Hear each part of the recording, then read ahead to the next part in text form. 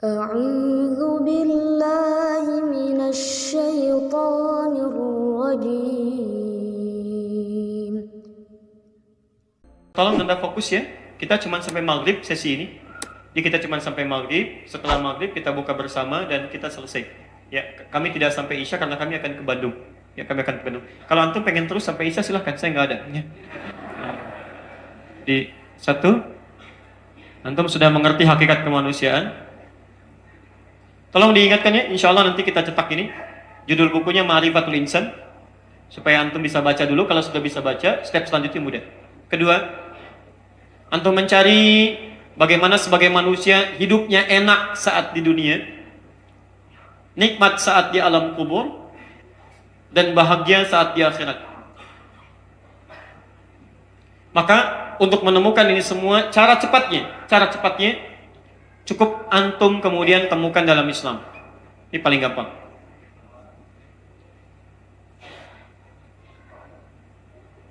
Baik, lihat sini. Kalau Anda ingin tahu tentang pesawat, maka Anda tanyakan kepada siapa? Pak Bibi. Hai. Paling gampang, tanyakan kepada pembuat pesawat. Kalau Anda ingin tahu tentang bagaimana cireng yang enak, tanyakan pada siapa? Pembuat cireng. Kalau ingin tahu bagaimana motor yang bagus, tanyakan pada siapa? Pembuat motor. Kalau ingin tahu bagaimana cara nikmat menjadi manusia, tanyakan pada siapa? Yang menciptakan manusia. Siapa pencipta manusia? Allah. Ketika kita tanyakan pada Allah bagaimana caranya jadi manusia yang baik supaya nikmat dunia, kubur dan akhirat, maka Allah katakan innad dina 'indallahil Islam. Quran surah ketiga ayat 19. Innad dina, sungguh tuntunan ajaran yang benar yang mendekatkan seseorang kepadaku. Din itu dari kata dana yadnu dunuwan. Dana. Jadi ad-din. Ini makna pertamanya, sesuatu yang dekat, sangat dekat. Wadanal jannataini, dan ada orang di surga dekat dengan kenikmatan. Pengen anggur, celek, makan. Apel, plek, makan. Klik, ada gitu, ya. Itu enak sekali di surga. Kalau nggak percaya, kita ke surga nanti ya, insya Allah. Nanti antum akan dapatkan. Ini dana. Kemudian paketnya, tuntunannya yang menjadikan kita dekat dengan Allah disebut din. Makanya din, kenapa disebut din? Karena ketika Anda mengikuti tuntunan dengan ad-din, Anda menjadi lebih dekat dengan Allah Subhanahu wa taala. Ya, bukankah ketika Anda masuk ke dalam Islam, bukankah ketika Anda sholat, Anda lebih dekat dengan Allah? Bukankah ketika Anda baca Al-Quran, Anda lebih dekat dengan Allah? Jadi ketika Anda masuk kemudian ke dalam Islam, lihat, mengikuti tuntunan ad-din, maka Anda akan lebih dekat dengan Allah Subhanahu wa ta'ala. Ini poinnya. Nah, tuntunan yang membuat Anda dekat dengan Allah, dengan pencipta kita, kata Allah tidak ada yang lain kecuali Islam. Innad dina 'indallahil Islam. Isinya, fokus, isinya disebut dengan silmi, as-silm. Quran surah kedua ayat 208. Kalau Anda ingin nyaman kehidupan dunia, kubur, akhirat, dekat dengan Allah, masuk ke dalam Islam, tunaikan ad-din, tuntunan isinya ada di silmi. Quran surah kedua ayat 208. Ya ayyuhalladzina amanu dukhulu fi silmi kafah. Keluarkan semua tuntunan dalam Islam. Tuntunannya disebut as-silmi. Hasilnya disebut dengan salam. Ini.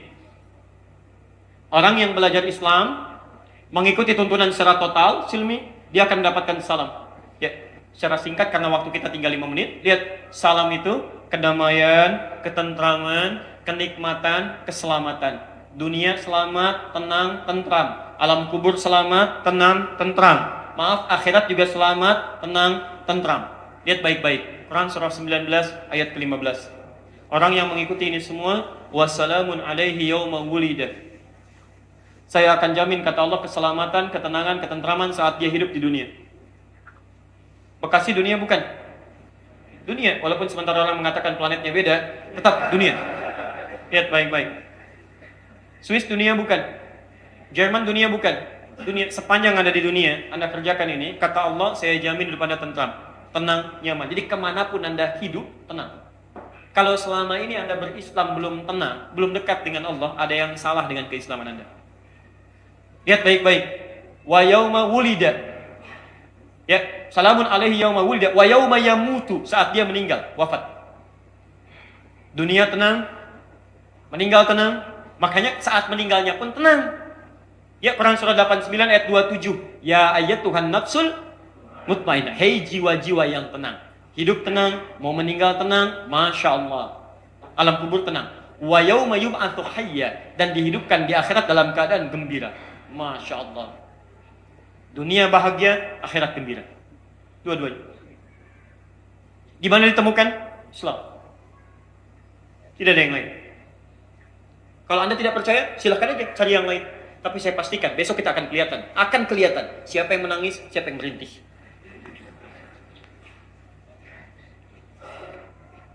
Taib.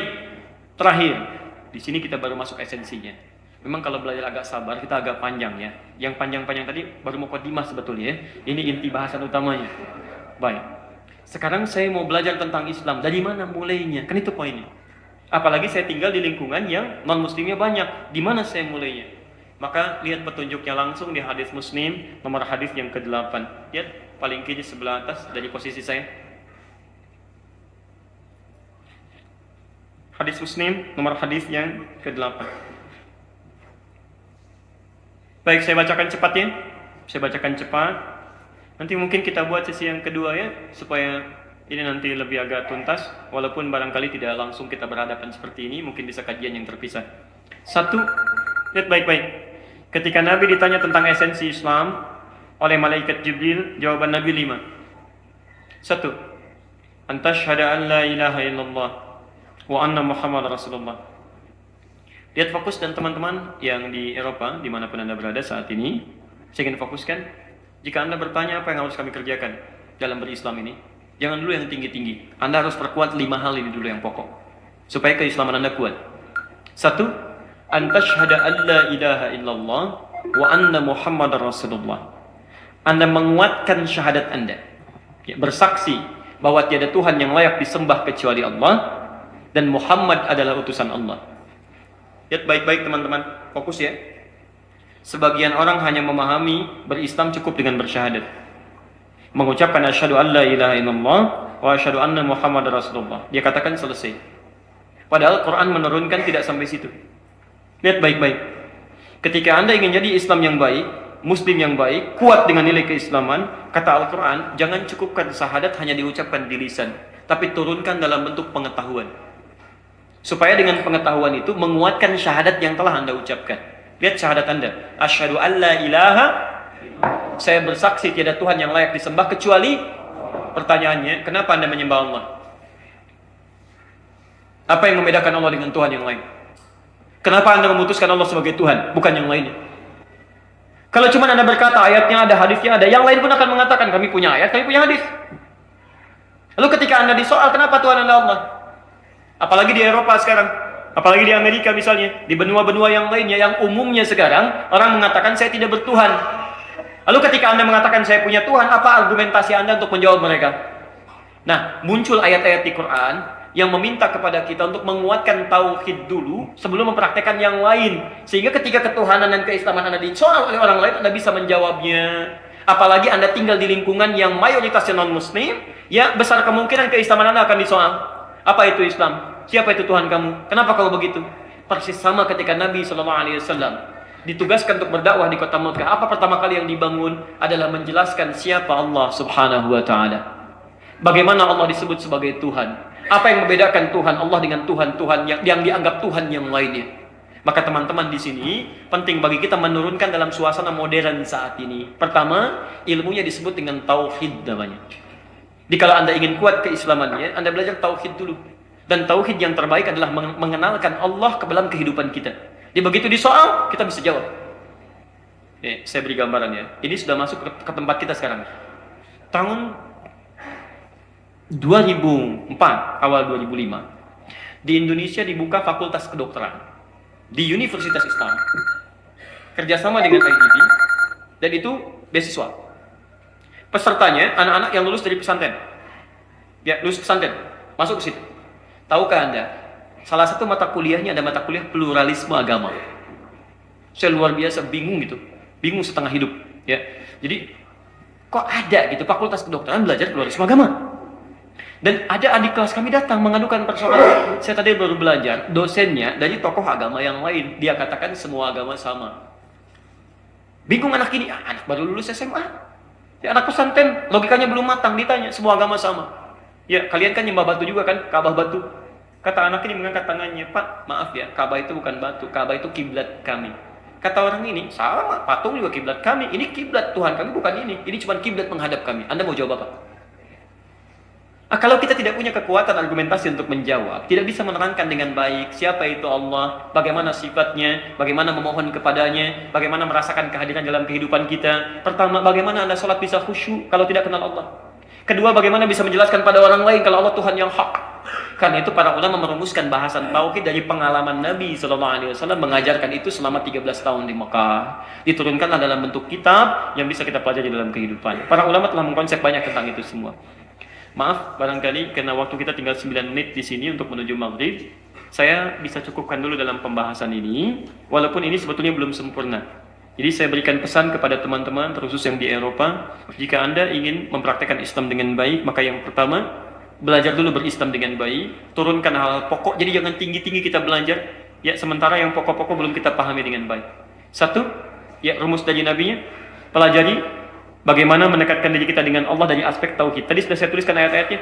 Ya, dari mulai Quran surah 47 ayat 19, Quran surah ke-21 ayat 22 sampai turunan-turunan ayat-ayat yang dibahas. Insyaallah kami masih menyampaikan ini di Masjid Al-Amin di Bintara Jaya, ya, untuk yang di daerah Bekasi. Nanti insyaallah jadwal Oktober itu antum bisa lihat di Jumat kalau tidak keliru saya pekan yang ketiga, itu nanti ada di sana sesinya, dan di beberapa tempat yang kita sudah terjadwal untuk mengisi kajian-kajian tauhid. Antum mengacu ke sana, dan berita baiknya itu masih di pembahasan tentang Allah Subhanahu wa taala, tentang mengenal Allah Subhanahu wa taala lewat sifat-sifat dan rububiyahnya.